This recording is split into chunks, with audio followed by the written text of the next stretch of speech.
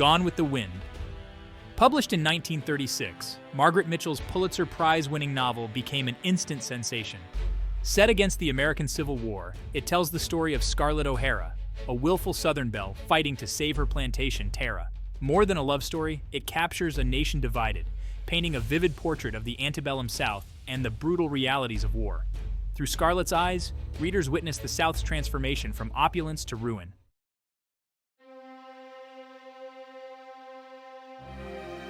Scarlett O'Hara is one of the most complex characters in American literature. Beautiful, headstrong, and fiercely independent, she defies conventions. As war engulfs her world, Scarlett discovers a hidden strength and determination. Her flaws, selfishness, manipulation make her compelling. Scarlett embodies the contradictions of her time, torn between tradition and the future.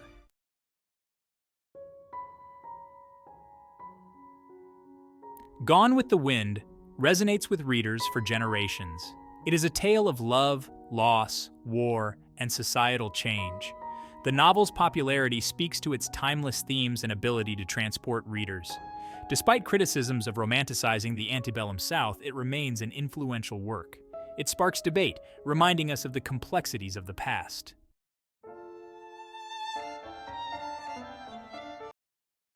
Scarlett embodies the allure and temptations of the Southern belle. Born into privilege, accustomed to elegant attention, beneath her lies a steely will, a fierce determination. Scarlett craves agency and control in a confining society. Her inner strength, masked by flirtation, becomes her greatest asset.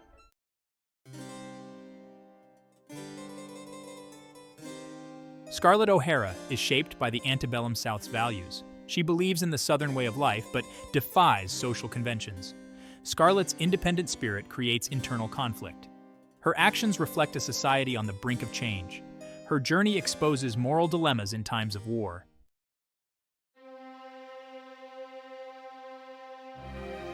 Scarlett's transformation is central to Gone with the Wind. The Civil War forces her to confront harsh realities. She becomes resourceful and resilient, defying social expectations. Her choices, driven by desperation, come at a cost. Scarlett's relentless pursuit of survival defines her.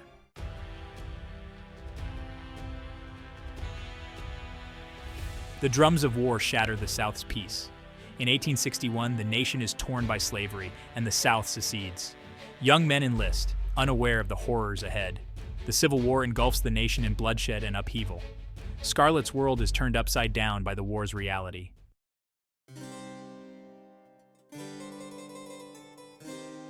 The South's optimism turns to despair as the war drags on. The Union blockade and advance leave destruction in their wake. The Southern way of life crumbles under war's assault. Women take on new roles, becoming providers and protectors.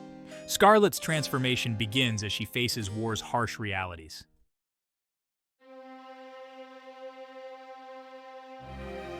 As the Confederacy crumbles, Scarlett faces her greatest challenge. Tara becomes a refuge for those displaced by the war. Scarlett returns to a scene of devastation but finds hope in Tara's red earth. She vows to survive and never be hungry again. Scarlett's iconic vow marks her determination to protect her heritage.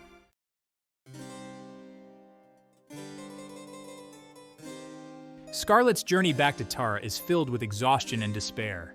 The once grand plantation lies in ruins, a stark monument to war. The sight of Tara's desolation awakens a primal fear in Scarlett. She faces the weight of responsibility for her family's legacy. Scarlett's determination to rebuild Tara defines her resilience.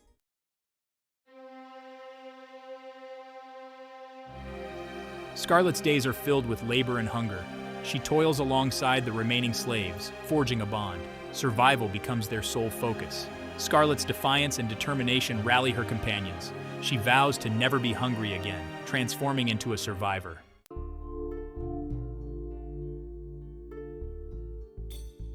Tara, once opulent, now bears the scars of war.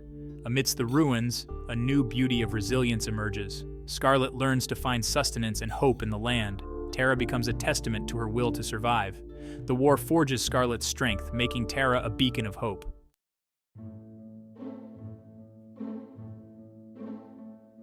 The news of Scarlett O'Hara's impending marriage to Rhett Butler swept through Atlanta like a summer storm. Sudden, shocking, and impossible to ignore. Scarlett, widowed for the second time, her reputation in tatters after a series of scandalous business dealings, seemed an unlikely match for the city's most eligible bachelor, a man renowned for his wealth, wit, and a rakish charm that both intrigued and unsettled Atlanta's elite. Their courtship, if it could be called such, was a whirlwind of whispered conversations, stolen glances at social gatherings, and a palpable tension that crackled between them like lightning in a stormy sky. Rhett, his eyes twinkling with amusement and something deeper that Scarlett couldn't quite decipher, seemed to relish in her defiance of societal expectations. Her unwavering ambition, a stark contrast to the demure facades of Atlanta's proper ladies.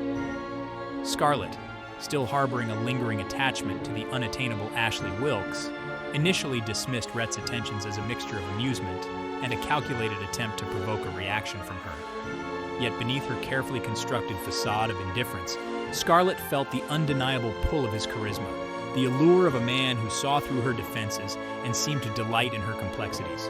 In Rhett Butler, Scarlett saw a means to an end, a way to secure her financial future, regain her social standing, and silence the whispers that followed her like shadows. He offered her protection, stability, and a life of luxury that wartime hardships had made her crave with an intensity she couldn't deny.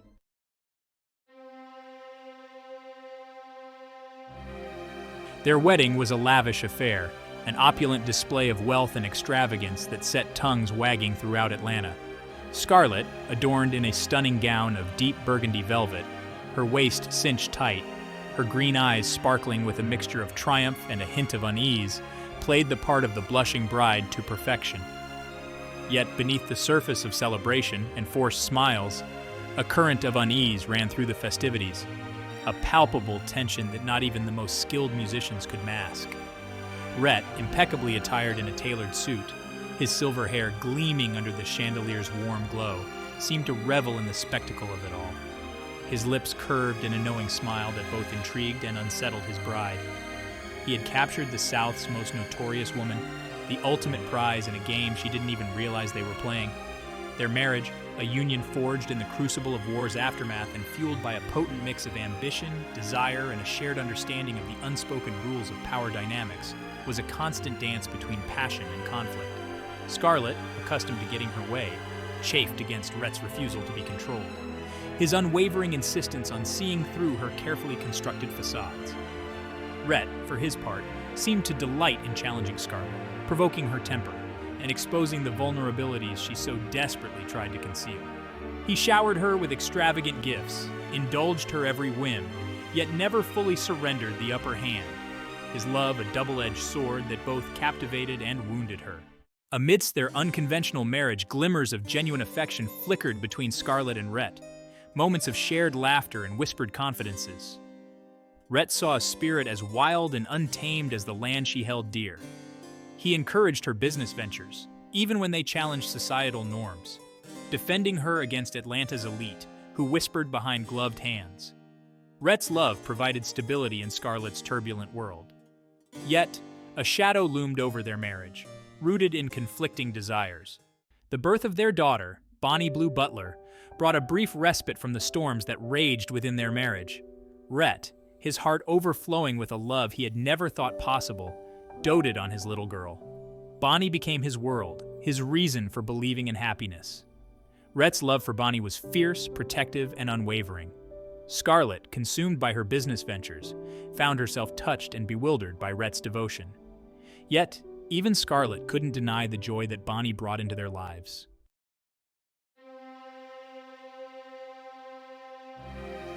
The afternoon sun cast long shadows across the manicured lawns of their estate as Bonnie, her golden curls bouncing, raced her pony across the meadow. Her laughter carried on the breeze like a carefree melody. Rhett, his face etched with a mixture of pride and apprehension, watched from the sidelines, his heart swelling with a love so profound it both terrified and exhilarated him. Scarlett, her attention momentarily drawn from her ledger books, emerged from the house, her brow furrowed with concern as she watched her daughter's reckless abandon. "Rhett, darling," she called out, her voice laced with a rare note of vulnerability. "Don't you think she's going a bit too fast?" But before Rhett could answer, before he could utter the words that might have altered the course of their lives, tragedy struck with the swiftness of a hawk's descent. The pony, startled by a sudden movement in the nearby bushes, reared back, throwing Bonnie over its head. A collective gasp escaped from the onlookers, the air thick with a silence more profound than any scream. Time seemed to stand still as Rhett, his face ashen, raced towards his fallen daughter, his heart pounding against his ribs like a drumbeat of dread. Scarlett, her carefully constructed composure shattered, followed close behind, her hand clasped over her mouth to stifle a scream that threatened to tear her apart from the inside out. They found Bonnie lying amidst the trampled wildflowers, her neck broken, her once vibrant eyes staring vacantly at the sky. Rhett gathered his daughter's lifeless body in his arms, his cries of anguish swallowed by the wind. Scarlett could only watch in numb horror. The world, once so full of possibilities, had shrunk to the confines of this sun-drenched meadow, a cruel stage for the unraveling of their fragile happiness. In the aftermath of Bonnie's death, Rhett retreated into a world of shadows and grief, while Scarlett, desperate to reach him, found herself shut out, a stranger in their home. The grand house on Peachtree Street, once a testament to Rhett and Scarlett's tumultuous love affair, now stood as a hollow shell, its elegant facade unable to conceal the profound sense of loss that permeated every room.